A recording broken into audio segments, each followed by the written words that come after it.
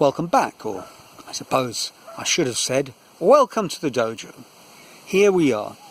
At the beginning of our Zen art, whatever it might be, we obviously begin at the beginning, and the beginning is the white belt. And in Zen Guitar's chapter on the white belt, it's entitled Beginner's Mind. Beginner's mind, or using the Japanese term Shoshin, is a critical concept in Zen. I say that with obviously no authority or really deep understanding. I am, after all, somewhat of a beginner in what will be a long dive into Zen philosophy. But it is clear, even to me, that Shoshin, the beginner's mind, is of absolute central importance to our learning journey. So, what is beginner's mind? It seems to me that it, in simplest terms, is approaching things like a child. An uncluttered mind, uncluttered with preconceptions and knowledge. Because those preconceptions and knowledge will simply get in our way. We need to approach things with the enthusiasm and curiosity. I'm repeating myself. The open mind of a child who is learning something for the very first time. In my sort of background YouTube research, and I make no claims to it being more than a couple of interesting talks, I came across some ideas that perhaps explain very clearly why this is so necessary, and naturally I'll pop a link in the description to one of them. And in that talk, he gives a very razor-like explanation about the problem that knowledge creates for us. And it seems kind of twofold. On the one hand, once we've got that knowledge, we start learning new things almost without paying full attention. We're just kind of steamrolling, I guess that's the term he used, barnstorming our way through the information, acquiring, kind of hoovering up new bits of information. But what we're looking for really is stuff that fits with a pre-existing paradigm that we've created, that confirms what we already know, or slots in neatly with what we already know. And we don't look closely at things that don't fit into that paradigm. And that's problematic, because we're never really going to encounter deep, meaningful breakthroughs if we simply plough a predictable course. And the other point that he makes, or one of the other points that he makes, which I think explains I suppose, the underlying reason why we do that, is that as we know more and more, it becomes harder and harder to find those fresh insights that will advance our learning process. Because obviously being knowledgeable in itself isn't a bad thing. But it kind of hems us in terms of finding something significant and completely novel. And we have to pay very, very close attention if we're going to do that. It's easy to be missed. So, in the interests of kind of thought energy conservation, we gloss over a lot of stuff rather than paying close attention, because it just seems on the surface, lacking, wrong. And lots of the stuff that we gloss over probably is lacking and wrong, but there's these little bits of it that we really need to tune in. And unless we adopt the beginner's mind, the uncluttered mind, we will miss those bits of breakthrough knowledge. Now, I've been familiar with this term, beginner's mind, for a while, and it's not one that's hard to find. And I suppose the first time I read extensively about it was in a book called The Art of Learning by an American, Josh Waitzkin. Now, if you're familiar with the name Josh Waitzkin, he's actually quite well known, and you might have seen a movie called Searching for Bobby. And the Bobby in question was Bobby Fischer, the American reclusive chess world champion. Although the movie, and I think there's a book as well, or maybe the movie is about the book, by his father, is really kind of searching for Bobby in as much as you would find the next Bobby, and in this case the next Bobby might just have been his son Josh, because Josh from a young age showed prodigious ability in chess. He learnt really fast,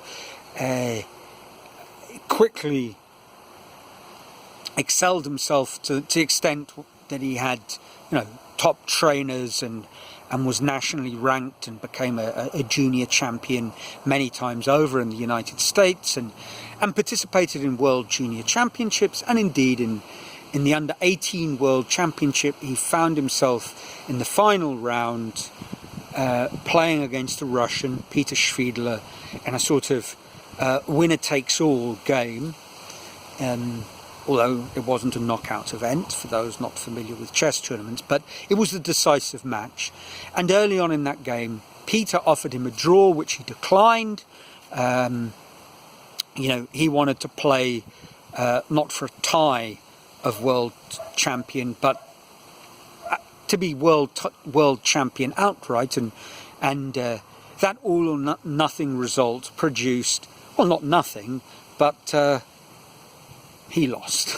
So that, I guess, was an event that might have started him on his own journey of self-discovery, and after many twists and turns, which are highlighted in the first the first part of his book, The Art of Learning, and how he learnt and became a top chess player, master strength chess player.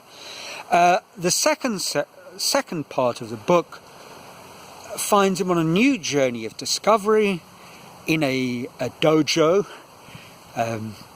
in Manhattan, and he discovers Tai Chi push hands. Now, I was completely unaware of Tai Chi as a martial arts, but it is. It's not just people sort of doing those flowing, graceful, dance-like breathing and physical exercises. Imagine a picture of pensioners in a park. You might have seen that as a sort of trope in all manner of movies, but it is a genuine martial art. And Josh started practicing this, and practice it he did, and master it he did, and in fact, whilst he never became world junior champion, chess champion, never mind world champion, he did become world champion in a weight category at Tai Chi push hands. And in case you're thinking he was a chess player, how much of a martial art could it have been? He also was highly recognized, with black belts and assorted dans in Brazilian Jiu-Jitsu, in a school founded by the Gracie family. Perhaps you've heard of them through MMA and UFC and all of that carry on. So Josh Waitzkin is a genuine badass martial artist, as well as being a chess master, which for me is quite incredible. And his book, The Art of Learning,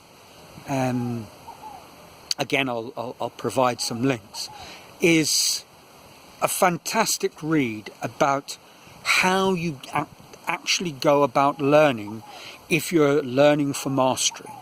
And the book's very much about that, and very much about this idea of beginner's mind. And you start seeing it as a kind of a cycle that has, well, it's a beginning, the beginner's mind, but has no end, because as you kind of cycle through and reach a top of a cycle and some sort of mastery, there's a deconstruction, and you have to re-embrace your beginner's mind on a new level, or doing the same thing to make new discoveries, to push you further in whatever art you are practicing. Now, I certainly can offer nothing in terms of playing world chess championships, or certainly martial arts of any sort, and I've got this feeling that maybe some of you would like to think there's some kind of story that connects me to all of that. And I was thinking about this, and I drew a blank, and then I said, but no, I don't. Because one journey that I didn't take but was kind of involved in as my university academic career came crashing, plummeting to a halt, a grisly end, appropriate metaphors as you see fit in Cape Town, I kind of avoided studying maths by helping a friend coaching juniors at a local chess club, and he was coaching the Western Province district team, primary school team, and I really enjoyed it. I think I made a contribution, and in that year our star pupil was a chap, George Michaelakis, and George actually did play at a World Junior Championships. Obviously he'd long since been prized away from any chessic influence from me, which would have done him absolutely no good whatsoever, and he'd got proper chess coaches, not me, and I'd left South Africa anyway. But I found out about all of that because years later, teaching at St. Paul's that had absolutely nothing in the way of a chess tradition, someone had the idea of bringing in chess coaching in the primary school, and they brought in obviously they had means and connection. They brought in Giovanni Vescovi, who was the multiple Brazilian chess champion, an exceptionally strong player, and he played at the same World Junior Championships as George. And after his coaching sessions, we'd sit in the staff dining room and had these fantastic conversations, and it was clear that I'd been a keen chess player, and we played a couple of times, and it was clear that I was a keen but not very good compared to very good chess players type of chess player. But he said, South Africa, do you know George? I said, do I know George? I taught him everything he had to forget so that he could become a decent chess player, which isn't exactly the truth, but it's good enough for a link in story. At any rate, it's the best I can do, because martial arts, I'm afraid, I have absolutely nothing. If I can come up with something, perhaps I'll tell you next week, but it's certainly, there's no inner Karate Kid in me. So that's it for this week. I hope this finds you well, safe, a life filled with joy, and from a sunny Brazil, until next week, ciao.